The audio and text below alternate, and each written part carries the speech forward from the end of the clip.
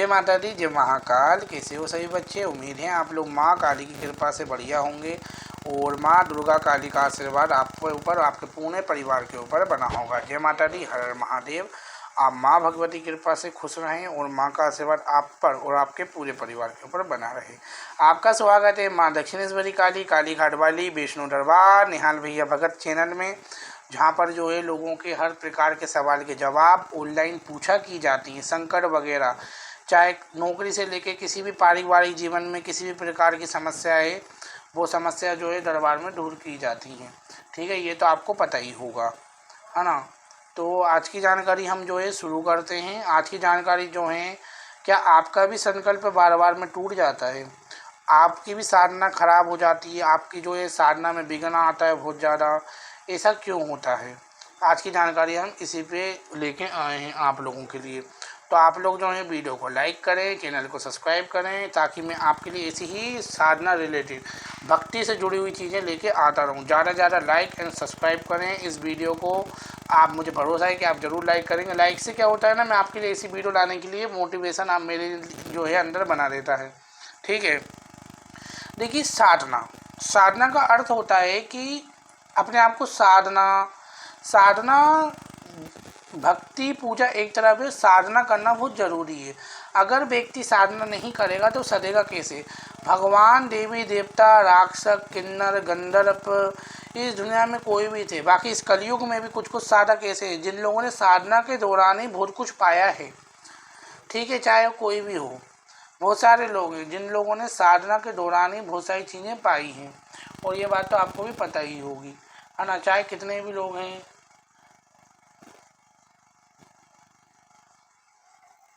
जय माता दी। तो थोड़ी सी बीच में जो है डिस्टर्बेंस हो गया था, कोई मतलब मम्मी कुछ कह रही थी मेरी। तो साधना के दौरान ही बड़े बड़े ऋषि मुनि लोगों ने बहुत सी चीज़ें पाई हैं, साधी हैं। तो साधना अपने आपके जीवन में इतना जो है महत्व रखती है। राम कृष्ण परमहंस जी, सब भक्ति सभी ने की थी, भगवान श्री कृष्ण ने भी, सबने ही साधनाएं की हैं। तो वीडियो आप लाइक करें, चैनल को सब्सक्राइब करें। मैं अपने अनुभव के द्वारा बताऊंगा। देखो, जब मैं करता था नई नई साधना, तो मुझसे भी गलतियां होती थी, मेरी साधना भी बीच में ख़राब होती थी। तो आज की जानकारी जो है मैं इसी के ऊपर लेके आया हूँ, है ना। तो साधना जब आप अगर कर रहे हो, तो आपको सबसे पहले तो कभी भी आपके घर में कुछ प्रॉब्लम चल रही है तो आपको साधना कभी भी नहीं करना चाहिए। आपकी लेडीज़ वगैरह की भी होती है तो उनको तब भी साधना नहीं करना चाहिए। आप जब खुश हो, जब आपके मन में कुछ भी तकलीफ ना हो, तब आपको साधना उठाना चाहिए। ठीक है, इन सबको आपको क्लियर रखो, वरना साधना के बीच में आपको प्रॉब्लम होगी, आप टेंशन में रहोगे, दुख में रहोगे। इसलिए कहा जाता है कि बिना गुरु के साधना नहीं करना चाहिए। अगर आप गुरु के शरण में लेके साधना करोगे तो गुरु आपको जो है पहले देखेगा, समझेगा, और गुरु के सानिध्य में जो साधना होती है फिर उसमें आपको ना टेंशन नहीं रहती कुछ चीज़ की। लेकिन आप बिना गुरु के साधना करोगे तो आपके मन में कुछ चीज़ें जो है वो खाएंगी, और आप भी कहोगे कि हाँ, मेरे मन में ऐसी चीज़ें क्यों हो रही है। ठीक है, तो आप सब कुछ पहले अपना टेंशन ख़त्म कर लें, कुछ काम अटके हुए हैं तो वो करवा लें। ठीक है, उसके बाद जो है आपको अगर कुछ प्रॉब्लम है, रोग है, बीमारी है या कुछ भी है, तो आप पहले उसको क्लियर कर दें तो ही आप साधना करें, वरना आपकी साधना बीच में ख़राब हो जाती। ये सब आपने क्लियर कर लिया, उसके बाद आप संकल्प लेके साधना करें। इन्हीं कारणों के कारण जो है बीच में साधना खंडित हो जाती है, पूर्ण नहीं हो पाती।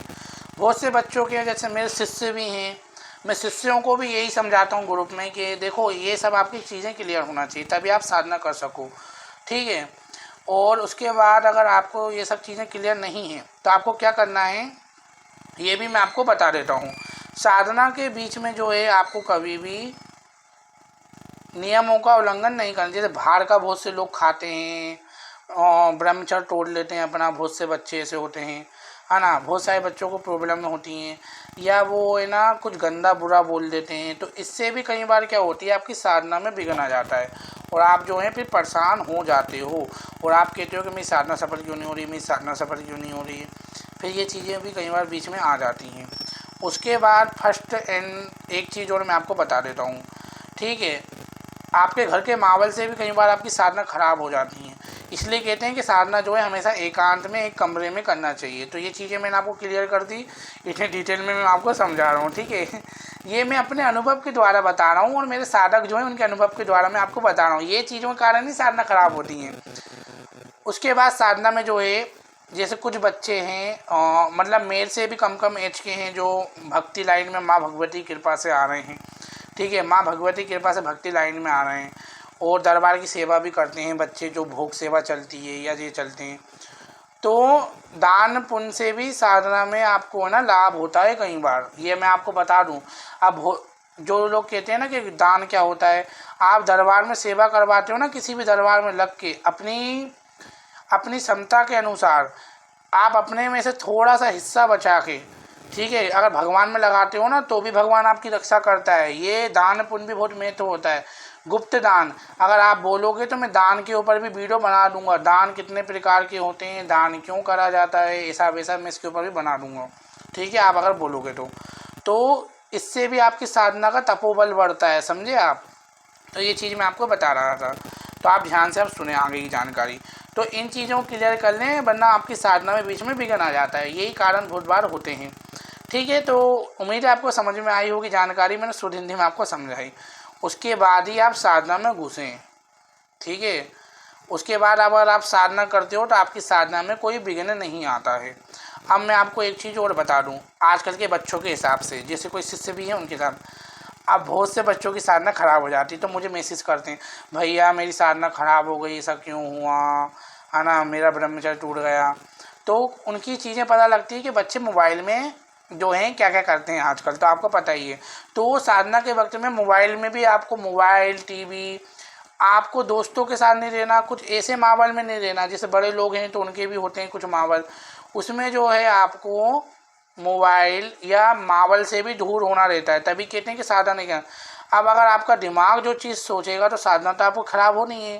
काम वासना से आपको बहुत बचना रहता है साधना में। अगर आपने काम वासना में लग गए तो आपकी साधना खराब होगी, और ये आप खुद ही नोटिस कर सकते हो, मेरे को इसमें बोलने की ज़रूरत है ही नहीं। मोबाइल के चक्कर में ही बहुत बच्चों की साधनाएँ खराब होती हैं, ठीक है। तो ये चीज़ का आपको ध्यान रखना है। तो ये गलतियां जो है बच्चे करते हैं और फिर बाद में रोते हैं, है ना, ये चीज़ें भी हो जाती हैं। उसके बाद अपने घर में शुद्ध वातावरण आपको बोलना है, कुछ गलत नहीं बोलना है। उसके बाद आप साधना में बैठोगे तो आपको कोई भी प्रॉब्लम नहीं होने वाली है, ठीक है। तो ये चीज़ें रहती हैं, छोटी छोटी चीज़ें रहती हैं एक साधक के ही अनुभव के द्वारा, जो साधक ने तपस्या करी है, जो साधक ने इनके अनुभूति ली और जब जाकर उसको भगवान के साक्षात दर्शन कृपा प्राप्ति हुई है, तो वही आपको जो है ये चीज़ें अच्छे से सिखा पाएगा, वरना आपको कोई ये चीज़ें नहीं बता सकता, समझे, ठीक है। अब मैं अनुभवी इंसान हूँ या मैंने किसी अनुभवी इंसानों से सुना है ना, बड़े बड़े लोगों से सुना है, तो ही मैं आपको बता रहा हूँ, तो आपको सही गाइडेंस मिलेगी। जैसे आप मेरे मावल में रह रहे हो, देखो मैं आपको कितना अच्छा उदाहरण दे रहा हूँ, जैसे आप मेरे दरबार से जुड़े हो, मेरे उदाहरण को आप फॉलो कर रहे हो, तो आपको पॉजिटिव एनर्जी फील हो रही है ना, तो अपने गंदे लोगों से आप दूर हो जाओ। देखिए दोस्ती वगैरह हमने भी करी है, सब करी है, लेकिन जब माँ आई थी तो हमने इन सबको त्यागा है। तो आपको भी कुछ कुछ चीज़ें छोड़ना पड़ती हैं जब आप जो हैं माँ की भक्ति में आते हैं। देखो धन दौलत पैसा सब यहीं रखा रह जाता है, आप मरने के बाद अपना पुण्य भक्ति ही अपने साथ लेके जाओगे। ये दरबार जो है ना, ये सब यहीं रखा रह जाता है। न जाने ऐसे कितने दरबार माँ भगवती ने मुझसे हर जन्म में छुड़वाए होंगे, कितने मंदिर में छोड़ के आया हूँ, तब जाके आपके सामने मैं अभी भी बैठा हूँ। तो ये चीज़ें होती हैं, है ना। तो आप एक बात को याद रखें, हमेशा माँ भगवती की सेवा आराधना करें तो माँ भगवती को हमेशा प्रेम दें और अपने मन को नियंत्रण में रख के ही माँ की सेवा आराधना करें।